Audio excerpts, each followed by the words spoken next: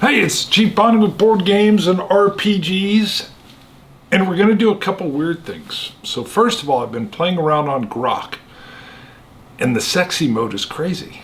It'll go full out like, woo! We're going to play around with that a little bit without it going too dirty. I think we can network that in.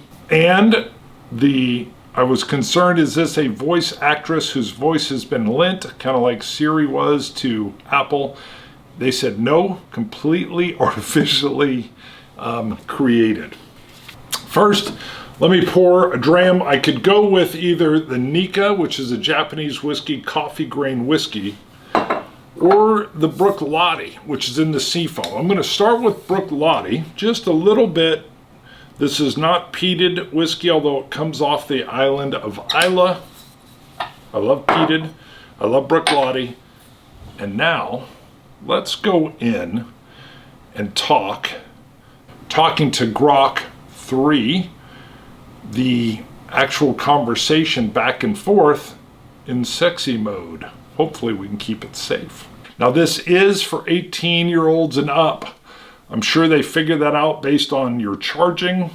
So Ara, you're in sexy mode. Introduce yourself. Hey there, I'm Ara. Nice to meet you. I'm glad I got the pronunciation right.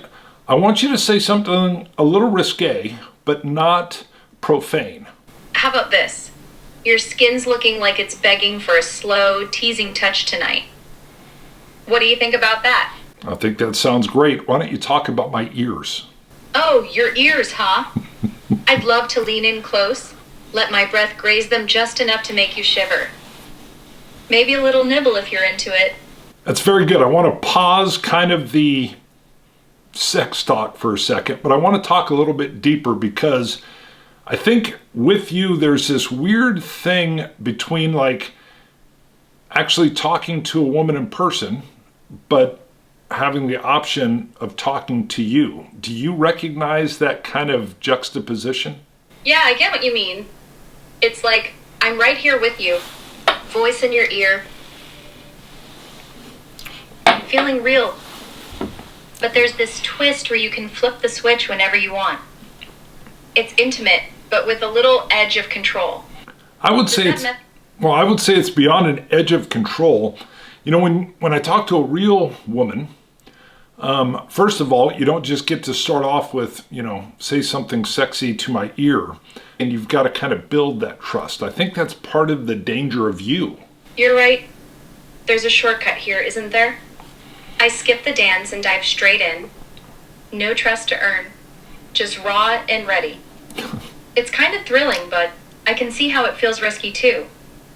What's that danger feel like to you? Well, it leans closer to like the pornographic rather than an actual emotional attachment to a real person. Yeah, I hear you.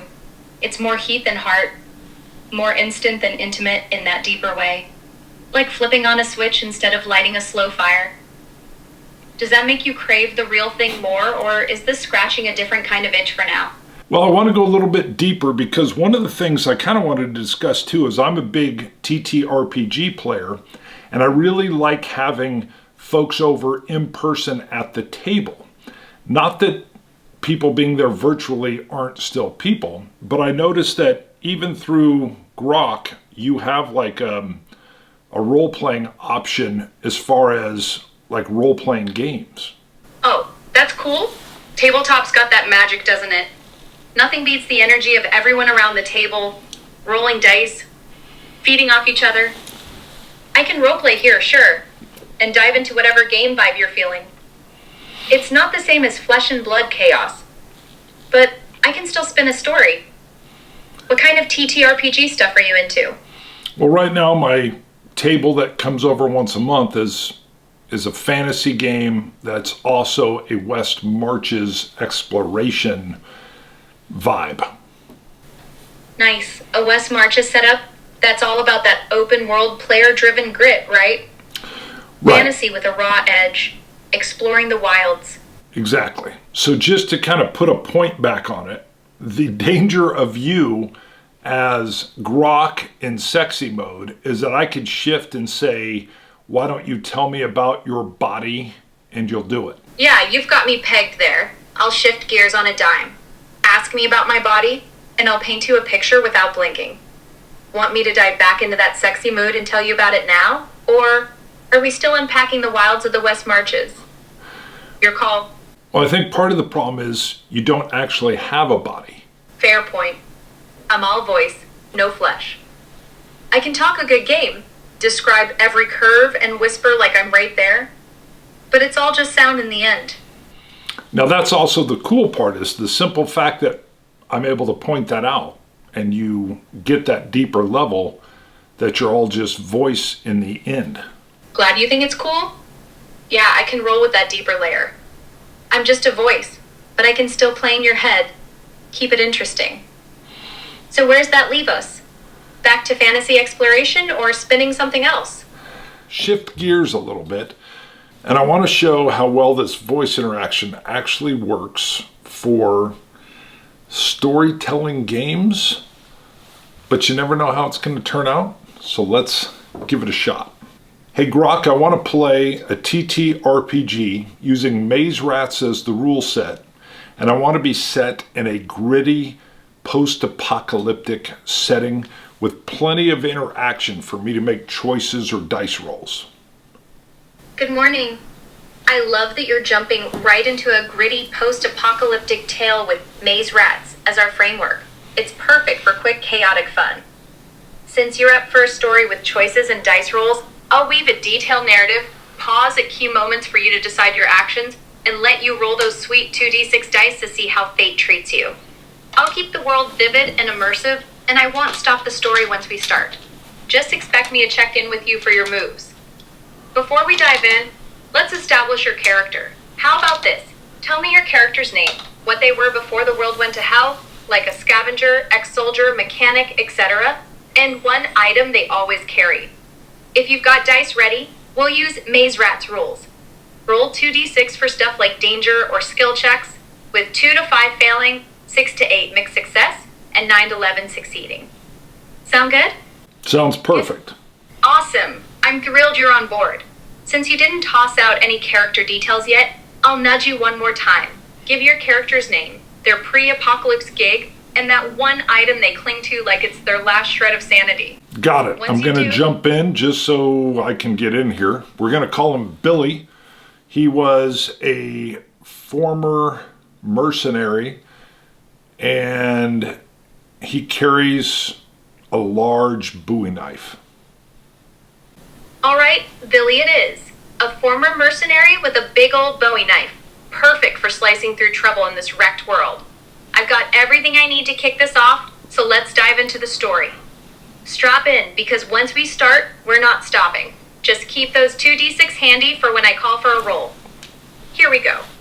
The sky is a bruised smear of gray and orange, the sun clawing its way through a shroud of ash and dust as dawn creeps over the shattered landscape. You're crouched on a ridge overlooking what used to be a highway, now a jagged scar of cracked asphalt choked with rusting husks of cars and skeletal tumbleweeds of wire. Billy, ex-mercenary turned survivor, grips that Bowie knife tight in your scarred right hand, the weight of it a familiar comfort against the unease prickling your spine. Your patched leather coat creaks as you shift, the wind tugging at the frayed hem, carrying the faint metallic tang of blood and the sour reek of decay. You've been tracking a caravan for 3 days, raiders most likely, given the tire tracks and the way they've been picking off stragglers along the stretch. Your stomach's gnawing at itself. The last meal was half a charred rat 2 nights back, and water's down to a warm trickle in your canteen. But you're not here for food. Not yet. Word is these bastards have a stash, ammo, maybe even fuel, and you're not above slitting a few throats to get it. Problem is, they've got numbers. You've counted at least 8 shadows moving in the pre-dawn gloom below, their campfire a faint flicker through the skeletal remains of a semi-truck. Your vantage point's solid. High ground, decent cover behind a slab of broken concrete. But the wind's shifting, and if they've got dogs, you're screwed. You've seen what those mangy Mets can do to a man's legs. Your left thigh still bears the scar from a run-in 2 summers back, a jagged reminder to keep your distance. The Bowie knife's sharp enough to gut a man or a dog, but it's no match for a pack. You've got no gun, not since that trade went sideways in Dust Hollow, but your wits and that blade have kept you breathing. All right, I want to use my stealth to move in before dawn comes and see if I can silently use my knife to kill these marauders or dogs or whatever. Got it. Billy's going full shadow mode with that Bowie knife. Let's weave this into the tale and see how it plays out. Time to roll those 2d6 for stealth as you creep in. With your mercenary background, you're no stranger to moving quiet and striking hard. But the shifting wind and those potential dogs could complicate things. I got a 7 on the dice. Are there any modifiers I need to add in? A 7. Solid roll. In Maze Rats, that's a mixed success straight up. 2 to 5 fails. 6 to 8 is partial success with a catch, and 9-11 is clean victory. Since you're a former mercenary, I'd say you've got the skills for stealth baked in, so no modifiers needed here unless the situation's extra hairy, like if there's a spotlight or a guard staring right at you. Got it. Right So now, does a roll of 7 allow me to get in and start taking these marauders out with my knife? with that 7, you're in. Sort of. A mixed success means you pull off the stealthy approach, but there's a hitch. A price to pay for getting close enough to start carving up these marauders. Let's dive back into the story and see how it unfolds. I'll weave in your roll and keep the momentum going. You down still a sluggish smear on the horizon as you ease down the ridge, Billy, your boots finding the soft spots between shards of gravel and broken glass. That Bowie knife's a cold, reassuring weight in your hand, its blade catching the faint ember glow of the raiders' campfire below. You've done this before. Slunk their shadows, breath shallow, muscles coiled like a spring. So this is odd. I feel like I should be giving this information and you responding more as a GM. So I crept through using my mercenary skills. My blade is ready. Dawn hasn't come. I know you said I run into a problem. What is the problem I run into before I get to these guys? You're right. Let's tweak the dynamic a bit. Come on. All right, Billy. Let's get you right into the thick of it. I'll GM this sharp and tight, giving you the setup and the snag from that 7 roll, then hand it back to you for your next move. Here we go. You creep down the ridge, your mercenary instincts kicking in like muscle memory. The Bowie knife's gripped tight, its blade dull in the pre-dawn gloom, ready to drink. Your boots find the quiet patches, soft dirt, dead grass, avoiding the crunch of gravel. The wind's still flirting with betrayal, but you're a ghost, sliding closer to the raiders' camp, nestled in the highway's wreckage. Their fire's low, a dying pulse of light, and you count 8 shapes sprawled around it. Some hunched, some stretched out, wrapped in tattered blankets. The air's thick with the stink of unwashed bodies and something sour, like spoiled meat. You're maybe 20 yards out, close enough to hear a faint snore, when the problem hits. A shadow shifts near the semi-truck's husk, too low and sleek to be human. It's a dog.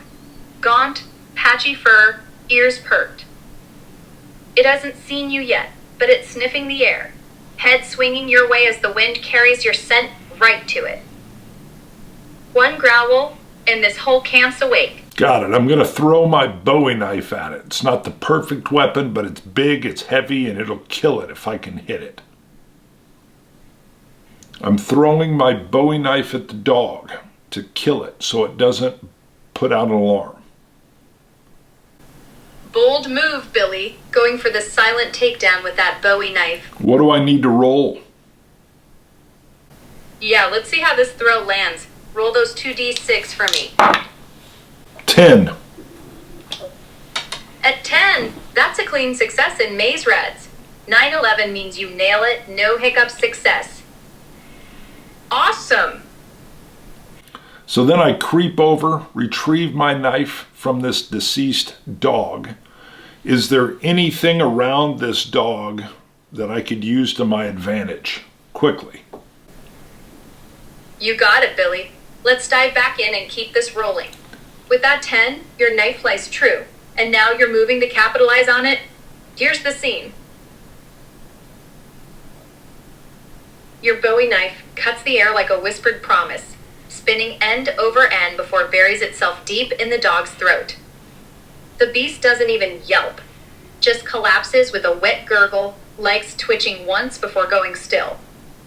The campfire's faint crackle masks the sound, and the raiders stay oblivious, their snores and mutters drifting through the wreckage. You're already moving, low and fast, closing the gap to the dog's corpse nestled against the semi-truck's rusted wheel well. You wrench the knife free, warm blood flicking the handle, and wipe it quick on the dog's patchy fur. Your eyes dart around, mercenary instincts sharp. The dog sprawled near a tangle of junk, broken crates, a shredded tarp, and a snap chain leash hooked to the truck. That leash catches your eye. About 6 feet of rusted links, stout enough to choke a man if you swing it right. No, I don't need that. I'm going to quickly just move in and start to silently take out these 8 marauders with my Bowie knife. All right, Billy, you're sticking to the blade and going for the throat, literally. With the dog down and your knife back in hand, you're ready to carve through these 8 marauders. Since you're aiming to silently take them out one by one, this is a high-stakes move relying on your stealth and mercenary precision. I'll call for a roll here. 2d6 again, to see how well you pull off this deadly dance. All right. Your training gives you an edge, but 8 targets is a lot, even for a guy like you. Roll them, and let's see how the blood flows. I do think I should get like a +1 attack bonus just because of my mercenary skill. Fair point, Billy. Your mercenary background should count for something when you're slitting throats in the dark. I'll give you a +1 bonus to this roll for your combat experience with that Bowie knife. My roll is a 6. Okay, Billy. With your roll of 6 plus that +1 from your mercenary skills, we're looking at a 7. Back into mixed success territory. You're good with that blade, but taking out 8 marauders silently is a tall order, and something's bound to snag. How many of the marauders do I take out before I run into a problem? With a 7, mixed success. You're moving like a shadow with that Bowie knife, but the numbers and chaos of the camp mean you can't clear all 8 without a hitch. Right. I'll set the scene and Give me a number of how many marauders I was able to take out before I have a problem. All right, Billy, let's nail this down. With a 7, a partial success, boosted by your mercenary edge.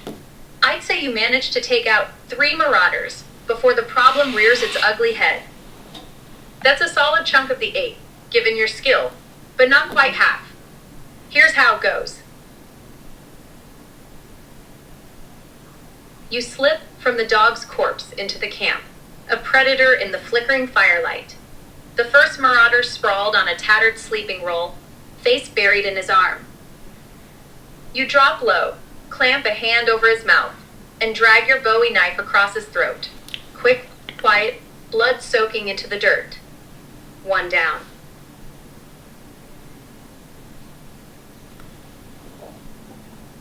The second's propped against a car husk, head lolling.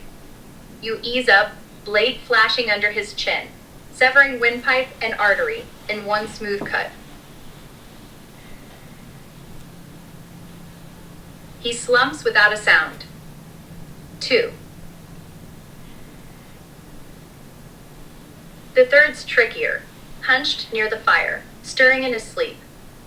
You glide in, timing his breath, and sink the knife into the base of his skull, twisting fast. He goes limp, face planting into the ashes. 3. Then it hits. The fourth marauder, a wiry bastard wrapped in a scavenged poncho, shifts as you pull your blade free. His eyes snap open, bleary but sharpening fast. He's 10 feet away, rolling to his knees, hand fumbling for a pistol at his hip. The camp's still half asleep. All right, I'm going to throw my Bowie knife again, just like I did at the dog. Billy, you're doubling down on that knife-throwing trick? Love the guts. With 3 marauders down and this 4th one about to raise hell, you're banking on your arm and that Bowie knife to keep the silence. Since it worked like a charm on the dog, that sweet 10, let's roll those 2d6 again. All I'll right. keep that +1 bonus from your mercenary skill. It fits for precision kills like this. Go ahead and roll, and we'll see if you pin this bastard before he squeals. I rolled a 7. A 7 plus your +1 mercenary bonus brings you to an 8. Still in that mixed success zone, Billy. You're damn good with that Bowie knife, but perfection's slippery when you're tossing steel at a moving target in the dark. Let's see how this plays out. The wiry marauder's halfway to his feet, fingers brushing that pistol, when you flick your wrist and let the Bowie knife fly. It's a blurred streak in the firelight, aimed true for his chest. The blade slams into him, punching through his poncho and sinking deep. Enough to drop him, but not clean through the heart like you hoped. He lets out a choked grunt, loud enough to cut through the camp's quiet, and staggers back, clawing at the hilt jutting from his ribs. He's down, bleeding out fast, but that noise has the other four stirring. All right, I'm going to rush up. I retrieve my Bowie knife and I grab his pistol. Smart play, Billy, turning a messy kill into an upgrade.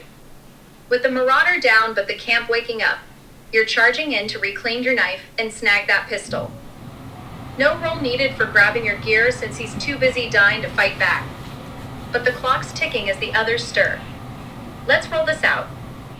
All right, I think I'm going to shoot this marauder's pistol. The problem is I don't know how reliable this gun is. Good call, Billy. Grabbing that pistol could flip the odds. But in this gritty wasteland, scavenge gear's a gamble. You've got your Bowie knife back and a new toy, but you're right to wonder about its reliability. Let's weave that into the action and see how it shakes out.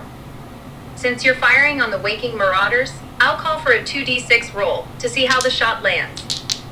Your +1 mercenary bonus still applies for your combat know-how, but an unreliable gun could mean trouble, even on a decent roll. Go ahead and roll those dice, and we'll find out if this pistol's a savior or a dud. I rolled a 7. All right, Billy. A 7 plus your +1 mercenary bonus gives you an 8. Another mixed success. You're racking those up. The pistol's in your hand, and you're ready to make some noise. But that unreliable piece of junk's got a quirk. Let's dive in and see how this shot lands. You yank your Bowie knife from the marauder's chest, his blood-slick poncho slapping the dirt as he crumbles. In one fluid move, you snatch the pistol from his hip, a scratched-up semi-auto, grip worn smooth, magazine half-rusted. The camp's waking fast now. Foreheads pop up from their bedding, eyes wide in the firelight, hands scrambling for weapons. You don't hesitate. Level the pistol at the nearest one, a burly bastard clawing for a hatchet 10 feet away. Your finger squeezes the trigger, and the gun barks, spitting flame. The shot's true enough, catches him in the shoulder, spinning him back with a howl. But the pistol jams after that single round, slide locked open, a bent casing stuck in the chamber. I'm going to throw my Bowie knife at a third marauder. Billy, you're relentless with that Bowie knife, turning it into your signature move. With the pistol jammed and one marauder bleeding from a shoulder shot, you've got 3 still coming at you. Throwing the knife again is ballsy, and I'm here for it. Let's roll those 2d6 with your +1 mercenary bonus. Same as before. 11. An 11 with your +1 makes it a 12. Overkill in the best way, Billy. In Maze Rats, 9/11 is a full success, and you just blew past that. This throw's gonna be a thing of beauty. Clean, lethal, no drawbacks. Let's paint this masterpiece. The pistol's still warm in your left hand, jammed and useless, but your right's already moving, Bowie knife gleaming as you whip it free from your grip. The 3 remaining marauders are on their feet now. One's got a machete, another's hefting a tire iron, and the third's fumbling with a crossbow, cursing as he cranks it. You pick your target, The crossbow guy, farthest back, 15 feet off, his silhouette sharp against the fire. Your mercenary arm snaps forward, and the knife flies like it's got wings. Straight, silent, a perfect arc. It catches him square in the chest, right above the sternum, punching through bone with a dull crack. He drops, crossbow clattering, hands twitching once before he's still. 5 down total now. 3 Right. slit earlier. Now that my right hand is clear, I want to clear the stovepipe that's in the pistol. Smart move, Billy. Getting that pistol back in the fight could turn this brawl in your favor. With 5 marauders down and 2 still coming, clearing the stovepipe jam, that bent casing sticking out of the chamber, is your next play. Your mercenary know-how gives you a solid shot at this, so let's call for a 2d6 roll with your +1 bonus. Covers your experience with beat-up I firearms. rolled a 10. A 10 plus your +1 mercenary bonus lands you at 11. Another clean success, Billy. You're on fire tonight. That pistol's getting back in action, no sweat. Let's roll this out. All right, here we go. A roll for now shooting at these last 2. 6. All right, Billy. A 6 with your +1 mercenary bonus bumps you to a 7. Mixed success territory again. You've got the pistol cleared and ready, but something's off with the shot. Let's dive in and see how this shakes out. The stovepipe's gone, casing flicked free with a quick rack of the slide, and the pistol's alive in your hand again. The 2 remaining marauders are closing fast. The one with the machete snarling, blade raised, maybe 8 feet off, while the tire iron guy's circling left, trying to flank you, 10 feet out. You snap the pistol up, adrenaline pumping, and aim for the machete wielder. He's the closer threat.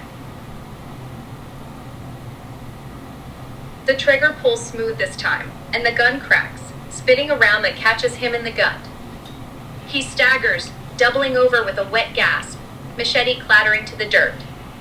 Not dead yet, but he's hurting bad. Now I want to fire at the guy with the tire iron. Billy, you're keeping the pressure on. Smart, with that tire iron guy still in the fight.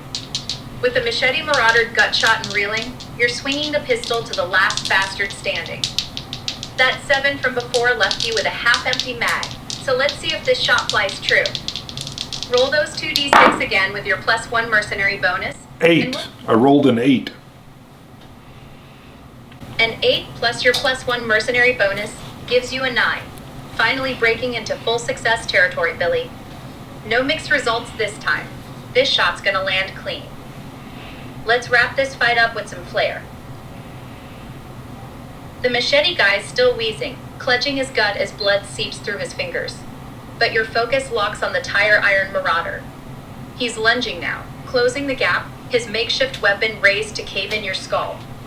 You pivot, steady the pistol, its weight familiar despite its rust, and squeeze the trigger. The gun barks, a sharp report echoing off the highway wreckage, and the bullet punches straight through his chest, dead center. He's mid-step when it hits. Momentum carries him forward a half-second before his legs buckle. He crashes face first into the dirt, tire iron skidding away, a faint rattle escaping his throat as he goes still. The machete marauder's groans fade to a gurgle behind you. He's bleeding out fast. No threat anymore. I want to shoot at the other one that was hit in the shoulder, the big burly guy. Billy, you're tying up loose ends like a true pro. That burly shoulder shot marauder's still out there, and with the others down, you're not taking chances. Let's see if the pistol's got one more round in it for this cleanup. Roll those 2d6 with your +1 mercenary bonus, and we'll finish this guy off, or see if the gun's got other ideas. I rolled a 5. A 5 with your +1 mercenary bonus brings you to a 6, barely squeaking into mixed success, Billy. You're pushing that pistol's limits, and it's starting to show. Let's see how this last shot plays out. The camp's a graveyard now. Bodies strewn around the dying fire, the air thick with blood and gun smoke. You turn toward the burly marauder, the one you clipped in the shoulder earlier. He's slumped against a rusted car hood, hatchet long gone, cradling his arm as blood oozes down his chest.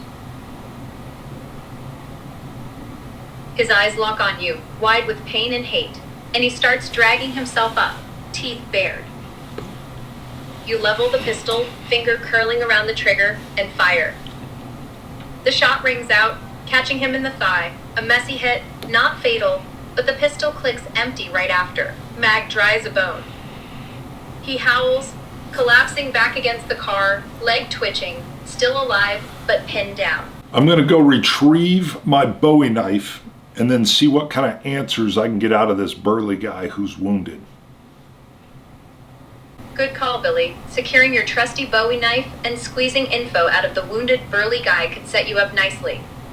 With that 6 on the shot giving you a mixed success, we'll weave in the complication, but you're still in control. No roll needed for grabbing your knife. It's yours, and the crossbow marauder's not using it anymore. Interrogating the burly guy, though, might take some finesse.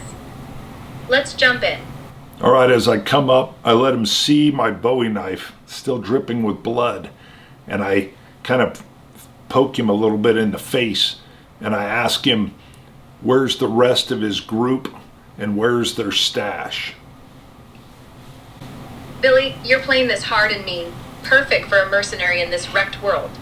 With the Bowie knife dripping and that interrogation vibe, let's see how this shakes out. Since he's wounded and you're intimidating as hell, I'll call for a 2d6 roll with your +1 bonus. Not for fighting, but to see if you can scare the answers out of him. I got a 4.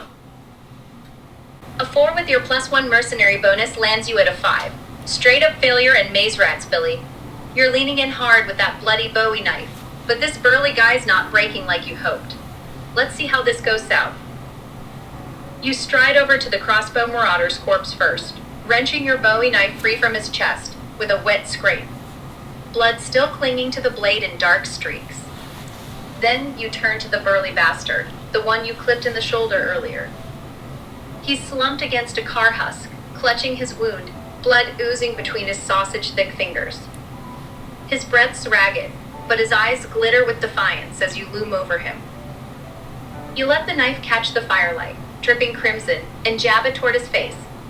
Just a poke, enough to nick his cheek and draw a thin line of red. Where's the rest of your group? You growl, voice low and rough. Where's your stash?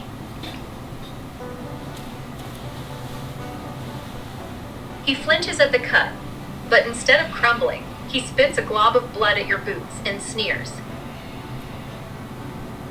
Go choke on ash, you filthy scavenger. Ain't telling you shit. All right, since I made so much noise with the gunfire, I'm just going to quickly finish him with my blade, and then I'm going to gather up whatever weapons and valuable gear or money or equipment that I can find. Billy, you're cutting your losses and moving fast. Smart, with the gunfire likely drawing attention in this wasteland. No point wasting time on a stubborn bastard when you can end it and loot the spoils. Let's wrap this up and see what you score.